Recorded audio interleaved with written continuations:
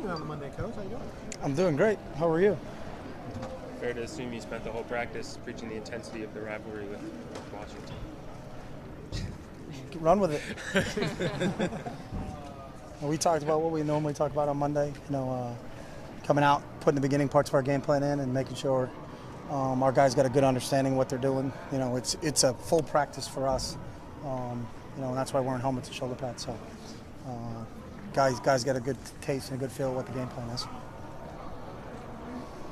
Is there any sort of refocus needed going into a rivalry week? I know you guys always treat every game as a Super Bowl and whatnot, but yeah, we don't talk about rivalries or, we think and it's been proven we're getting everybody's best shot, coming in, whether we're on the road or we're at home. So, there's no bigger game than the one we're playing this week. So there's no reason to focus on anything down the road. It's got to be focused here, and you just got to turn on the tape. They've done a really nice job. They played a real good game last Thursday night, and I think a lot of our kids got a chance to see it because, it was the Thursday night game. So you watch what they did. I don't know what Stanford was, but they were a top 10 team, I think. So they got some players. Keith Price has played a lot. He had his first start against us 2 years ago out here.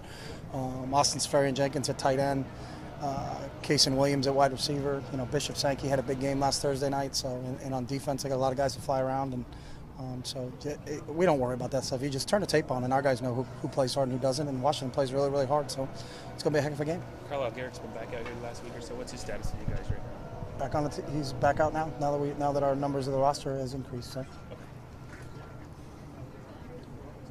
Chip, what was the biggest difference for you between the first half and the second half? Watching the tape, what did you see as the biggest difference? I didn't see much difference. I liked our effort and our attitude. It was just we executed a little bit better in the second half. That was probably the, finishing off some things. We just missed a few things in the first half. We had a receiver fall down on a pass, and then, after a big play by our defense, and so we ended up throwing a pick. But we moved the ball decent in the first half, but we just couldn't capitalize on things. And in the second half, I think we did. And, went out in that first drive, I thought set the tone for what we wanted to get done. And then, our defense goes out and scores, and then we go out and score again. And, that kind of put a little distance between the game. Score 21 points, like that. I think, then all of a sudden they're really playing catch up. And our guys, just continue to work and continue to play. So, you're going to get everybody's best shot, and we know that. And in this league, you're going to have to play 60 minutes, and the team that can last and sustain for 60 is going to win. So.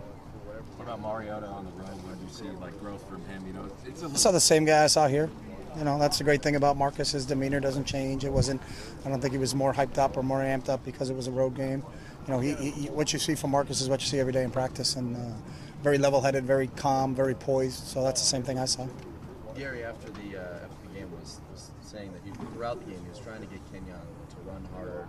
Who? Gary Campbell. Oh. Was trying to get. I don't think I've ever heard anybody call him Gary. He's just Cam. So. Coach Cam. Yeah. He said he was trying to get throughout the game. He was trying to tell Kenyon to run a little harder. He said he thought that he could have broken some more tackles earlier in the game that he didn't.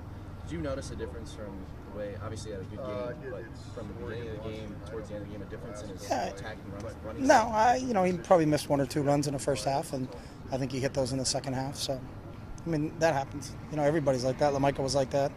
DeAnthony's like that. Every back's like that. Your job as a coach is to try to, give him input and feedback on what you see that he may not have seen. So, just that's kind of what you do. But you're also on the sidelines, when they're on the field of play. Sometimes they may not see it. Just good understanding of what we're trying to do and what we're trying to get accomplished in terms of the plays we got called. So. He seems like such a mild-mannered guy off the field. Does he have that Who are we talking about again?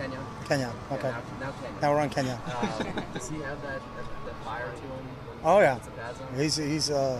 He's been our real inspirational leader on the offensive side of the ball. He's got and because he's done it and he's worked so hard at it, I think when he says something, I think it carries a lot of weight with our guys. But yeah, I think he's a real fire guy.